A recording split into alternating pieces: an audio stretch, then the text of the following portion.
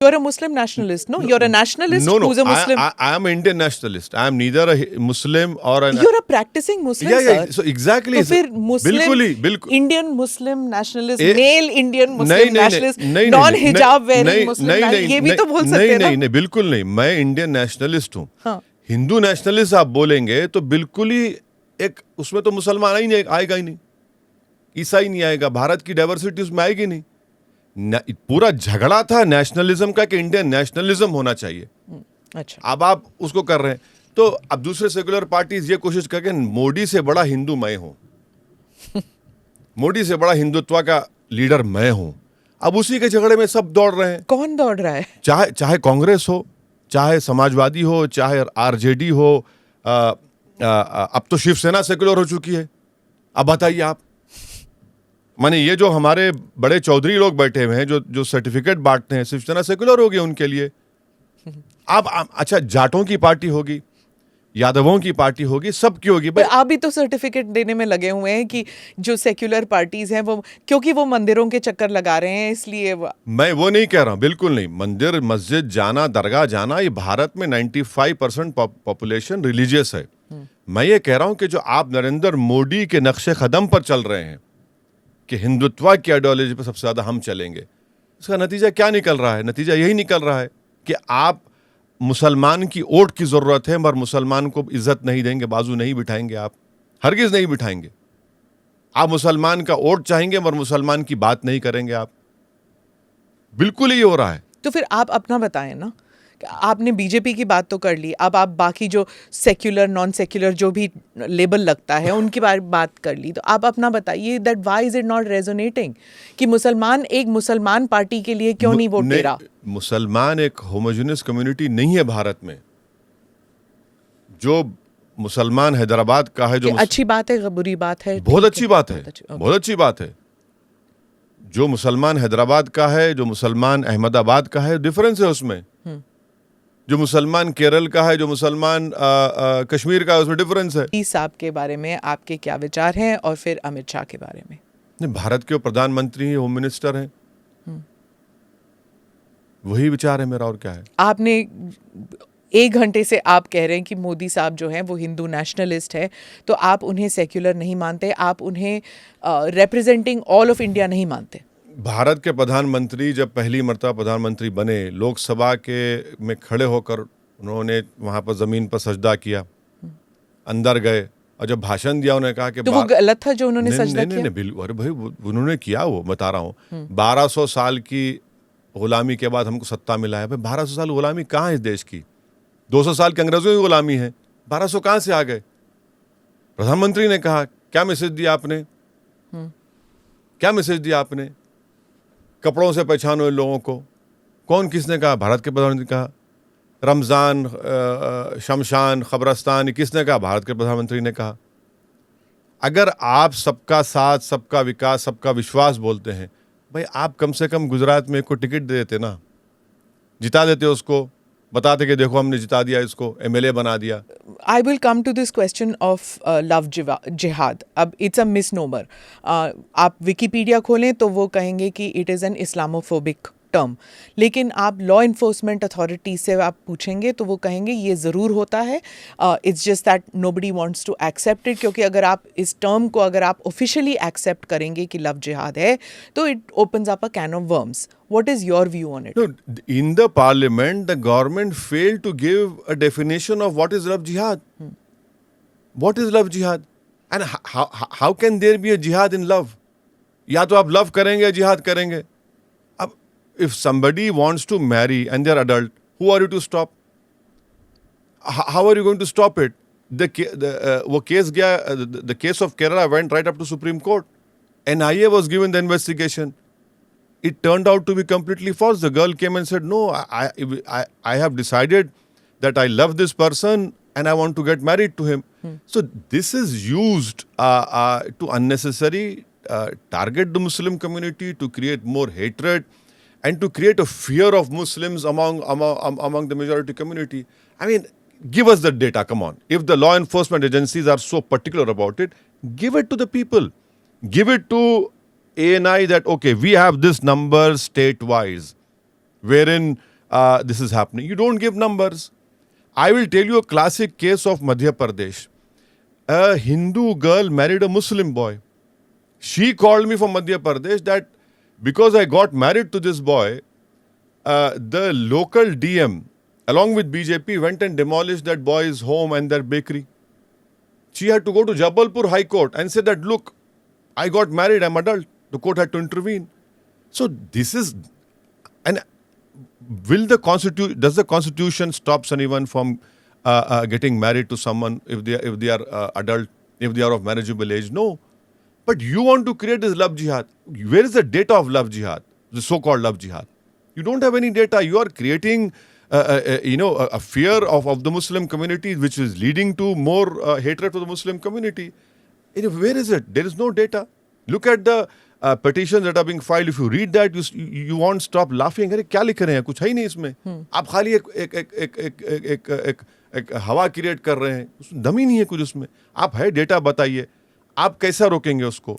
Conversion के लिए जो शादी होती है उसको लेके ऑब्वियसली द कंट्रोवर्सी कि अगर मुसलमान लड़का हिंदू लड़की या क्रिश्चियन लड़की से शादी करना चाहता है तो इट इज़ कन्वर्जन और उसके बाद वो it is given the cloak the garb of love, इसीलिए लव जिहाद. तो आप नहीं मानते कि कन्वर्जन के लव हो रहा है कन्वर्जन के बहाने? नहीं, जब मोहब्बत हो रही है तो उसको कौन रोकेगा? जब मियाँ भी राजी तो क्या करेगा खासी? अच्छा फिर आप ये बताइए, अगर मुसलमान काजी पे ही तो इल्जाम हो रहा है कि काजी करवा रहा है. बता रहा हूँ, अगर मुसलमान लड़की आर्य समाज मंदिर जाके शादी करती तो उसको बोलते घर वापसी हो गई उसकी. अगर ये बात कितने हो रहे हैं? हो रहे हैं. स्पेशल मैरिज एक्ट हमने बनाया. क्यों बनाया स्पेशल मैरिज एक्ट? हमने इसलिए बनाया कि जो रिलीजियस तरीके से शादी नहीं करना चाह रहा है, आप स्पेशल मैरिज एक्ट कर लीजिए. वो तो बहुत प्रोग्रेसिव एक्ट है. नहीं, अगर मानते हैं? नहीं, स्पेशल मैरिज एक्ट है मगर उससे मुसलमानों को आपने नहीं रखा. मुसलमान नहीं है उसमें, आपने आदिवासियों को अलग रख दिया. स्पेशल नहीं, क्या मुसलमान अलग कैसे हैं प्रोग्रेसिव? मैरिज में डिस्ट्रीब्यूशन ऑफ प्रॉपर्टी में सेक्शन 2 या सेक्शन 21 है जो मुस्लिम्स एक्सक्लूडेड है, मगर स्पेशल मैरिज एक्ट है. हाँ. आप अगर कोई उसमें शादी कर दो लव जिहाद बोलेंगे आप? नहीं, स्पेशल मैरिज एक्ट में लड़की को इतने सारे राइट्स मिलते हैं जो वैसे नहीं मिलते. मैं वही तो बता रहा हूं, अगर कोई स्पेशल मैरिज एक्ट करता है तब भी लव जिहाद कर रहे हैं. अगर कोई स्पेशल मैरिज एक्ट में नोटिस दी जाती है, लव जिहाद कर रहे हैं मतलब इल्जाम लगा रहे हैं. लड़का मुसलमान है या लड़की मुसलमान है, लड़का लड़की को और रिलीजन के, तो उसमें भी इल्जाम लगा रहे हैं. तो अगर आपकी कॉन्स्टिट्यूएंसी से कोई लड़की मुसलमान लड़की आती है और कहती है कि हिंदू लड़के से शादी करनी है, तो आप क्या एडवाइस देंगे कि स्पेशल मैरिज एक्ट के तहत आप शादी करें? मैं ये कहूंगा कि तुम्हारी उम्र क्या है, जाओ तुम्हारा जो करना है कर लो तुम. और मेरे पास नहीं, as a lawyer also what will you advise? As an elder what will you advise? As a Muslim intellectual what will you advise? My advice would be that if the Constitution allows you. So if the Constitution the Constitution allows you, right? Yes, exactly. Then do it. Who's stopping you? If the law does not prohibits you and you're not doing an illegal act, who am I to stop anyone? Would you advise the girl? Why would I advise? As a Muslim intellectual, as a leader of the community? Not at all. You see, why would? यही तो होता है ना sir. Why would I poke my nose in someone's private lives? Sir वो क्या चाहते हैं? जब ऐसे intercaste, inter community, inter religion शादियां होती हैं तो वो कम्युनिटी एल्डर्स से बात करते हैं कि do you advise us because we are going against the tide. In my experience, no one comes and asks me for getting married. सब शादी कर लेते हैं, हो जाता है, सब हो जाता है, उसमें कोई पूछता ही नहीं है किसी को. तो कोई आपको आके नहीं कहता कि देखो मेरी बेटी शादी करना चाहती है हिंदू से, फलां की बेटी शादी करे, कोई नहीं आके कहता? सब शादी कर लेते हैं, उसके बाद आकर पेरेंट्स बोलते हैं मैं क्या करूंगा, शादी कर लिए हैं. आप क्या बोलते हैं, किसने कहा था शादी करने? नहीं, मैं यही नहीं कहता हूं, मैंने शादी कर ली है और कोर्ट को जाते हैं, ईमेल कर देते हैं चीफ जस्टिस को, ईमेल करते हैं कमिश्नर पुलिस को, उसमें कोई कुछ नहीं कर सकता. यही तो मैं कह रहा हूं. अगर आप इसको एक क्लोक डाल रहे हैं कि ये लव जिहाद है, अरे भाई लव जिहाद अगर हो रहा है तो प्लीज आप पूरे देश को बताइए कहां डेटा है आपके पास, बताइए कौन सा डेटा है. फिर शाहनवाज क्या किए, मुख्तार अंसारी क्या किए, बताइए. उनको कोई नहीं बोलेंगे आप. अच्छा, ये अगर मुसलमान हिंदुइज्म में आ रहा है तो घर वापसी हो रही है, ये क्या बात है? ये तो गलत बात है ना. मैं ये कह रहा हूं कि भाई आप लॉ अगर किसी को नहीं, रोक आप मुख्तार साहब की बात या शाहनवाज साहब की बात इसलिए उठा रहे हैं क्योंकि उन्होंने नॉन मुस्लिम से, गैर मुसलमान से बिल्कुल शादी की ना इसलिए। वो खुद जी। बोलते हैं, उन्होंने खुद कहा है, बोलते हैं। मैं तो शाहनवाज को अच्छी तरह जानता हूं, उनको मामू बोलते हैं, अच्छे से जानते हैं उनको हम, मगर आप उन पर कुछ नहीं बोलते। मैं ऐसे कई बीजेपी के लीडर्स को जानता हूं जिनके पास ये शादियां हुई हैं, उस पर आप कोई नहीं बोलेंगे। मकसद एक ही है कि इस देश में मुसलमान को बताओ कि भाई ये इनसे नफरत करो, डराओ इनसे, और कुछ नहीं है। तो ये बहुत जनरलाइज्ड कमेंट नहीं है, बिल्कुल नहीं है, कि बिल्कुल नहीं, एक सच्चाई हेट है। वेव चल रहा है आपके हिसाब से कि सारे मुल्क में मुसलमानों के अच्छा, खिलाफ मैं आपको दो मिसालें देता हूं। जी, ये एनेक्डोटल मिसाल मत दीजिए ना आप। नहीं, एनेक्डोटल नहीं दे रहा हूं, एएनआई ने कैरी किया इसको, जी। ये दे रहा हूं। कलबुर्गी में रेलवे स्टेशन को किसी एक हिस्से पर ग्रीन कलर आया था, खड़े हो गए बीजेपी आरएस वाले के, ग्रीन मुसलमान का कलर है। भाई तिरंगे में ग्रीन कलर है प्यारे, नहीं व्हाइट कर दिया आपने। मैसूर में बीजेपी के एमपी ने कहा कि बस स्टॉप पर डोम है, ये मुसलमानों से आइडेंटिटी है। अरे डोम मेरी निशानी है, मुसलमान की निशानी है, भारत का आर्किटेक्चर का आपने निकाल दिया वहां पर। अब ये बताइए क्या हो रहा है फिर? ये बीजेपी कर रही है। अब बीजेपी कर्नाटका में ला रही है कि हलाल गोश्त के ऊपर बिल लाएंगे हम। क्यों लाएंगे आप? फिर पुट्टुस्वामी का जजमेंट है, राइट टू प्राइवेसी, आप वो उसके खिलाफ जाएंगे। यही तो कर रहे हैं ना, आप कर रहे हैं ये। चलिए, मैं कर्नाटका पॉलिटिक्स में आऊंगी क्योंकि आप डेक्कन के पॉलिटिशियन हैं। For the benefit of our international audience, I just need to give a little bit of background information that Owaisi साहब is from the Deccan, from South India. He represents the Hyderabad constituency from Telangana. So we will get into politics of the South and of Karnataka especially, and also about Tipu Sultan controversy. But before that, let me get back into national politics. Sir, आपने कहा था, हम लोग बात कर रहे थे कि मुसलमान जो हैं वो इनविजिबल हो गए हैं इन पॉलिटिक्स, कि उनकी रिप्रेजेंटेशन नहीं हो रही है। अर्लियर इन द पॉडकास्ट हम लोग बात कर रहे थे, 2014 से बात चल रही है, मुस्लिम इंटेलेक्चुअल्स भी यही कहते हैं that you know just like say maybe the Dalits of Uttar Pradesh have a BSP as you know who looks after their interests, or else the Yadav community has a representation in Bihar, वैसे ही मुसलमानों को भी होना चाहिए। Everybody looks at you क्योंकि आप सबसे tallest leader हैं अमंग मुस्लिम्स। लेकिन इलेक्टोरली जब आप स्पेसिफिकली बात करते हैं मुस्लिम इंटरेस्ट, वो वोटों में तब्दील नहीं हो रहा, वो सीट्स में तब्दील नहीं हो रहा। मे बी आपके वोट शेयर हैं, लेकिन आपने you took part in elections in West Bengal, in Uttar Pradesh, in Gujarat. लेकिन why is it not converting? Why is it not resonating with Muslims? No, pehli, the first important point which I want to clarify is that I am not a Muslim leader. I don't have this ambition or dream of becoming a Muslim leader because it is a completely undemocratic idea. Muslims require a collective leadership, and I want to be part of that collective leadership. As far as What is, sorry, I am interrupting. Collective leadership matlab? Collective leadership which everyone should come together. Not just Muslims. Yes, exactly. With Muslims, with the oppressed people, with Dalits, Adivasis, anyone who believes in representative form of democracy. Yeah, I want to be part of it. Why not? You said one day that a hijab wearing Muslim will be president of India. ठीक है, it's okay to say a Muslim woman will be president of India. दो मुसलमान रह भी चुके हैं president of India. लेकिन why hijab wearing Muslim woman? I mean, ये कोई नहीं कहता कि salwar kameez wearing Dalit woman will be chief minister of Uttar Pradesh, या फिर sari wearing, bindi wearing woman will be president. बिल्कुल, तो फिर why नहीं बिल्कुल अटैच करने की क्या जरूरत नहीं। देखिए, हिंदुस्तान की प्लुरलिज्म, डाइवर्सिटी को सेलिब्रेट नहीं करेंगे तो कौन करेगा? अगर हिजाब पहनने वाली बच्ची जो भारत की प्लुरलिज्म डाइवर्सिटी का हिस्सा है, नंबर 1, उसको मैं मानता हूं, इसीलिए उसका सेलिब्रेशन होना चाहिए। दूसरी बात, भारत के मौजूदा हमारे वजीर आजम, प्रधानमंत्री ने कहा कि मैं हिंदू नेशनलिस्ट हूं। तो एक पंडित प्राइम मिनिस्टर बन सकता है, शास्त्री बन सकता है, एक सिख बन सकता है, तो ये भी क्यों नहीं? भाई, मेरा इस पे भारत की जमहूरियत पर यकीन है ना, इसीलिए तो मैं कह रहा हूं। और आप इसको एक हिजाबी मुसलमान के तौर पर मत देखिए, एक बेटी के तौर पर देखिए। नहीं देखते, पर आपने कहा ना हिजाबी मुसलमान कहा आपने। बिल्कुल, तो वो किसी की बेटी भी हो सकती, भारत की बेटी है वो। उसमें ये कहना कि नहीं कैसा बोला, अरे भाई क्यों नहीं, अगर शायद मेरी जिंदगी में ना हो, बाद में हो, होना चाहिए, बुरी बात क्या है उसमें? नहीं, कोई बुरी बात नहीं, लेकिन आपने जब कहा हिजाबी, तो जैसे आपने कहा हिजाब नहीं पहनेगी तो क्या बिकिनी पहनेगी, क्या ये रिडक्टिव नहीं हुआ? नहीं तो फिर वो क्यों? नहीं, सवाल क्या सवाल किया गया था? सवाल ये नहीं, सवाल जब मुझसे आपने एक पब्लिक नहीं, मीडिया ने ही पूछा था, तो मैंने कहा कि भाई ये क्यों बोल रहे हैं हिजाब के बारे में? मतलब भाई हिजाब जिसको पहनना है पहने, ना पहना ना पहने, मगर जो पहनता है, आप ये कैसा बोलेंगे कि ये नहीं पहनना चाहिए, ये फोर्स मत करो, ये पहनो वो मत पहनो? हम ये बोले भाई जिसको जो पहनना है पहनेगा, आप किसी को फोर्स कैसा करेंगे? नहीं, जिसने जो पहना पहनेगा नहीं। आपने ये भी कहा कि अल्लाह ने फरमाया है। अब मैं अल्लाह से भी नहीं पूछ सकती, ना मैंने कुरान पढ़ा है, तो आप बताइए मुझे, आप इन योर व्यू।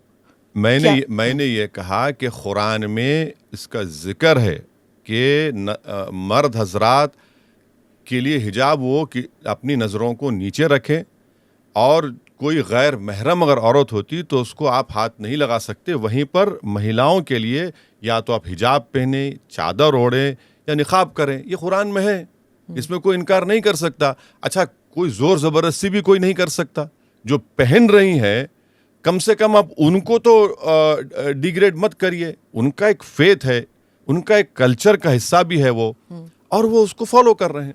कल्चर का हिस्सा है या कंडीशनिंग है सर? बहुत नहीं। सारे लोग जैसे इवन घूंघट, अगर घूंघट को बहुत नीचे तक ले जाते हैं तो देयर इज अ सेइंग कि ये it's a restrictive piece of clothing. बिल्कुल नहीं। आप दिल्ली में हम ये प्रोग्राम रिकॉर्ड कर रहे हैं, जामिया मिलिया इस्लामिया देख लीजिए, आप दिल्ली यूनिवर्सिटी देख लीजिए, मैंने गैर मामूली बच्चियां हिजाब भी पहन रही हैं, निकाब भी पहन रही हैं और आला तालीम हासिल कर रही हैं। हैदराबाद में आप आइए, सब पहनकर बेहतरीन तरीके से मोटरसाइकिल चलाती हैं, गाड़ी चलाती हैं, इस पर कोई रिस्ट्रिक्शन नहीं है, बिल्कुल नहीं है। और अगर कोई फोर्स कर रहा है तो अलग बात है, वो बिल्कुल नहीं होना चाहिए। अगर कोई अपनी मर्जी से, अपनी फेथ के लिए, अपने कल्चर के लिए पहन रहा है तो फिर क्या है उसमें? भारत के संविधान में इजाजत है आपको। तो आप जो ईरान में हो रहा है उसके बारे में आप क्या कहेंगे? यही तो कॉन्ट्रडिक्शन है। यहाँ पर पहनना चाह रहे तो क्यों पहनते, अरे वहां नहीं पहनना चाह रहे तो अब मुझे बोला जा रहा है कि आप उस पर बोलो। तो आप बोलते तो है हर चीज। नहीं, आप हर बात पे बोलते हैं। ईरान के बारे में मैं क्या बोलूंगा? ईरान के बारे में तो हिजाब के बारे में पूछ रही हूं। ईरान के बारे में वो एक थियोक्रेटिक कंट्री है, भारत एक थियोक्रेटिक कंट्री नहीं है। वहां पर एक रिलीजियस नॉर्म है उनका, वहां पर कोई इलेक्शन भी नहीं लड़ सकता जब तक उनका सुप्रीम लीडर उसको अप्रूव ना कर दे। तो ईरान को भारत से मिलाना, मैं समझता हूं भारत की बेइज्जती है ये। यहाँ पर एक लिविंग कॉन्स्टिट्यूशन है जिसमें हम अपनी प्लुरलिज्म को, डाइवर्सिटी को सेलिब्रेट करते हैं। अब उसको ले जाकर ईरान से मिलाना, मैं समझता हूं बिल्कुल गलत है। You've been called the Jinnah of the 21st century. You've also been called the B team of the BJP. What is this enigma called Asaduddin Owaisi? क्या है ये? नहीं, ये कॉन्ट्रडिक्शन है। एक तरफ तो बी टीम बोल रहे हैं, एक तरफ इस तरह का इल्ज़ाम लगा रहे हैं जिन्ना का नाम लेकर। सबसे पहली बात तो यह है कि मैं यहाँ पर इस मुल्क में मौजूद हूँ इसलिए कि हमारे बुज़ुर्गों ने जिन्ना के 2 नेशन थियोरी को ठुकराया, उसको मुस्तरद किया, उसको सही नहीं माना, गलत माना। और दूसरा ये कि बी टीम का इल्ज़ाम तो देखिए 2004 बल्कि 1999 से उस वक्त के आंध्र प्रदेश में 2012 तक मैं कांग्रेस सपोर्ट करता था, मेरी पार्टी। मैं एमएलए था, चंद्रबाबू नायडू बीजेपी की सपोर्ट किए जब बहुत अच्छा था मैं। फिर 2004 में यूपीए की सरकार बनी, जब 2008 में कॉन्फिडेंस मोशन आया, मैं सपोर्ट किया, मेरी पार्टी लेफ्ट अपोज की बीजेपी के साथ, मगर आज लेफ्ट कांग्रेस के साथ है। अब जब हम अपनी पार्टी को एक्सपैंड कर रहे हैं तो ये सेकुलर पार्टीज़ को लगता है कि हम वोट काट रहे हैं। वोट मैं नहीं काट रहा हूँ, डेटा है। वोट इसलिए नहीं मिल रहा आपको क्योंकि आपको हिंदू वोट नहीं मिल रहा है, इस बात को कभी नहीं बोलेंगे। इतनी इंटेलेक्चुअल ऑनेस्टी नहीं है। अब गुजरात का ले लीजिए, 52-53% वोट बीजेपी लेती है। अगर मैं नहीं लड़ता तो बीजेपी जीतती। मगर कांग्रेस के एक नेता हैं जो ज़िंदगी में कोई इलेक्टोरल पॉलिटिक्स का इलेक्शन नहीं लड़े, जो आपके प्रोग्राम में आए थे यहाँ पर, वो इल्ज़ाम लगा दिए मुझ पर। तो ये इल्ज़ाम गलत है। 186 पार्लियामेंट सीट्स 2019 में कांग्रेस बीजेपी लड़ी, कांग्रेस 16 जीतती है। बल्कि मैं तो ये आगे बढ़ के कहूँगा कि अगर 14% मुसलमान माइनॉरिटी की आबादी हमारे देश में, अगर आप उनको पॉलिटिकल लैंडस्केप से गायब कर देंगे तो फिर जमहूरियत का फ्यूचर क्या होगा?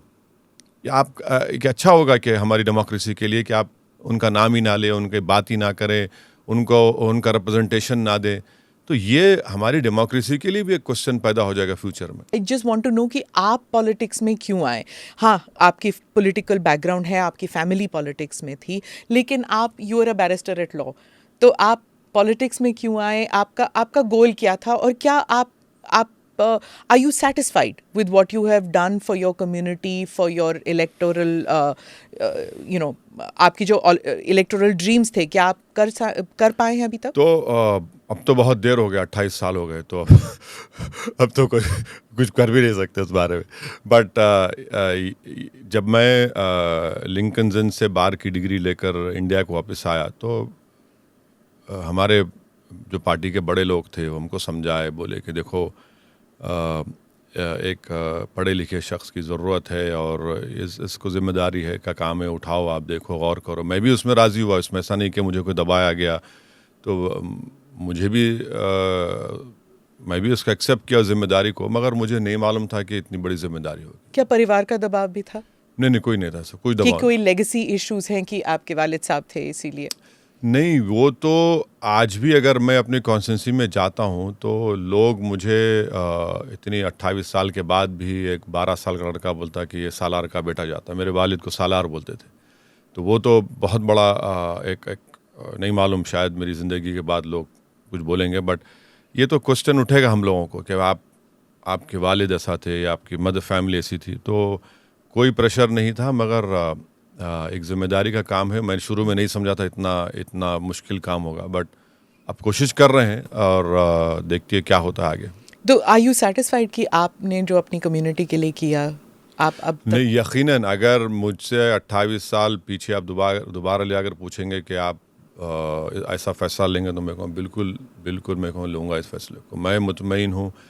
देखिए, जो कुछ मुझे इस दुनिया में मिला है अभी तक, एक तो मेरे माँ बाप की दुआ है, अल्लाह का करम है, और मैं पॉलिटिक्स में आने की वजह से मुझे सब चीज़ मिला है, तो इसमें मैं इनकार क्यों करूँगा? ये बिल्कुल सच्चाई है, इसमें कोई ढकी छुकी बात नहीं है, और मुझे इसका कोई गम नहीं है, कोई गिला नहीं, कोई शिकवा नहीं। बिल्कुल नहीं, क्योंकि ये काम ज़रूर मुश्किल काम है, और जब तक आप सिंसियरली इसको करते रहेंगे। मैं एक इंटरेस्टिंग वाक़या आपको बताता हूँ कि 2008 में मेरे वालिद के इंतकाल के चंद हफ्तों के बाद वाटोली एक गांव है हैदराबाद से 250 किलोमीटर दूर, उस वक्त के आदिलाबाद डिस्ट्रिक्ट में। वहाँ पर हिंदू वाहिनी के लोगों ने एक मुसलमान परिवार के 6 लोगों को जला दिया था घर में। तो मैं अकेले उस गांव में गया और उन लाशों को हम निकाले करे। मैं वापस जब जा रहा था, निज़ामाबाद बड़ा टाउन है, उस पर अपनी गाड़ी में डीजल भरा रहा, तो नमाज फजर की पढ़ के आया मैं। तो एक 70 साल के बूढ़े मेरे पास करीब आके पूछे कि तुम असउद्दीन ओवैसी हो? मैंने कहा हाँ, मैं असउद्दीन ओवैसी। बोले तुम सलाहुद्दीन ओवैसी के बेटे हो? मैंने कहा यहाँ चाचा, मैं कहाँ से आ रहे? मैंने चाचा ऐसा वाक़या हुआ, तो कल वहाँ गया। तो उस ज़ईफ़ बूढ़े ने मेरी ज़िंदगी को एक मकसद दे दिया। उसने कहा कि तुम इस तरह का काम मदद करते रहो गरीबों की, मज़लूमों की, तो तुम्हारे वालिद ज़िंदा है। अगर तुम मदद नहीं करोगे तुम्हारे वालिद मर गए। तो वो बाज़ लोग अपने चंद अल्फाज से एक इंसान को एक उम्मीद दिलाते और ज़िंदगी का मकसद बता देते। तो मैं उस ज़ईफ़ की बात अपने जहन में आज भी रख लिया हूँ कि मैं जितना काम करता रहूँगा तो वो जो ज़िम्मेदारी है उसको मैं सही तरह निभा सकूँगा। तो ये काम आसान नहीं है। लोगों को बाहर से दिखता बहुत इसमें क्यों ग्लैमर है, टीवी पे आ जाते हैं, आप बुला लिए तो बट ये आसान काम नहीं है। इसमें आपका कोई टाइम नहीं रहता, बट जिसको इसमें शौक़ है और एक इखलास है उन्हीं को पॉलिटिक्स में आना चाहिए। मगर अफसोस ये है कि क्योंकि हमारी पॉलिटिक्स में इतना पैसों का रोल बढ़ता जा रहा है, तो अब लोग सिंसियरिटी कम होते जा रही है, और उसका असर आप देख रहे हैं कि एट्रिशन रेट MPs का, MLAs का, और फिर पार्लियामेंट में डिबेट्स हो, असेंबली में डिबेट्स हो। डिबेट नाम कोई चीज़ होती नहीं है। तो ये एक बहुत बड़ा क्वेश्चन मार्क उठ रहा है और शायद जनता इसको समझेगी। और पॉलिटिक्स जो है भारत में, it's not a part time job. कोई वीकेंड नहीं होता, कोई छुट्टियां नहीं होती, मैंने देखा है ज़्यादातर लोगों के लिए। क्या आपके साथ भी ऐसे ही है कि मेरी जब शादी हुई थी 26 साल पहले, तो दिसंबर के महीने मेरी शादी हुई थी और 6 दिसंबर को एक प्रोटेस्ट हुआ था बाबरी मस्जिद के लिए। तो मेरी ही असेंबली कॉन्स्टिट्यूंसी के जिस पुलिस फायरिंग में लड़के का नाम असद था, वो मर गया। तो मैं उस वक्त असेंबली में असेंबली रूल्स में 302 मोशन होता डिबेट के लिए। मैं जाकर नायडू सीएम थे, मेरा सर इस पर डिबेट करवाइए। तो ज़बरदस्ती चंद्रबाबू नायडू क्या किए कि मेरी शादी के दूसरे दिन सुबह में वो डिबेट को रखे और मुझे जाना पड़ा सुबह असेंबली को। मैं रात में मेरी शादी हुई, सुबह असेंबली को गया मैं, बहुत गड़बड़ हुई, अकेले एमएलए था, गवर्नमेंट ऑर्डर हुई, इंक्वायरी ऑर्डर हुआ, एक्स ग्रेशिया मिला करा।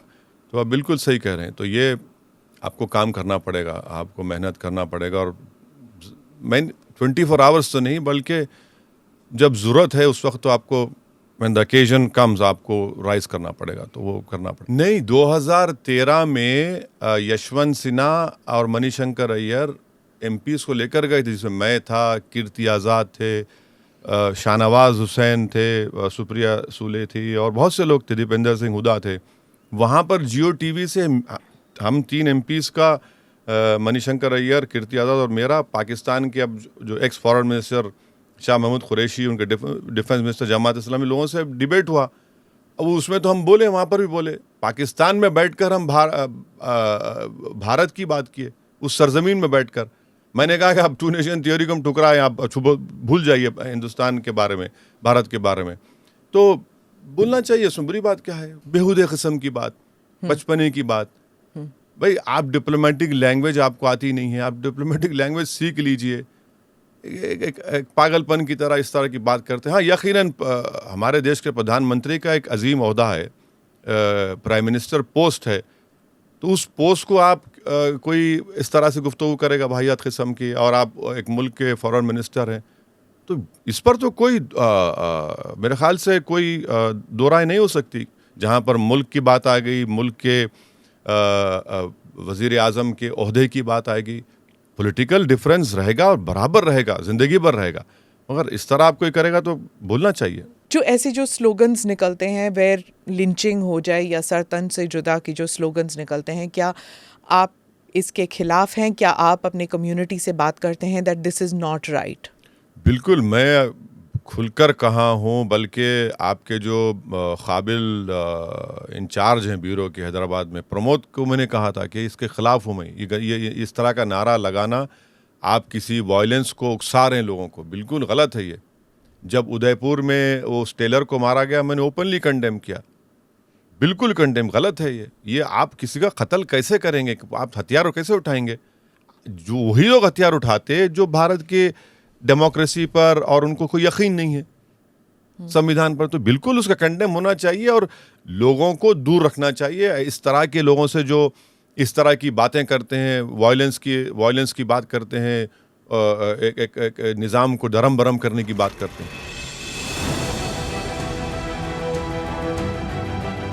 नमस्ते, जय हिंद। You are watching ANI podcast with Smita Prakash. अगर हम उसको मस्जिद कहेंगे तो फिर विवाद होगा। इशू इस टूटा है क्या भारत? 400 पार का मतलब ये है कि संविधान खतरे में है। क्या हम लोग ये निर्देश देते हैं कि फला को गिरफ्तार करके जेल डाल दो? वही तो कह रहे हैं सब। ये बेबुनियाद निराधार आरोप। सच्चा सुनना चाहो देखो स्मिता प्रकाश ANI, it does not lie।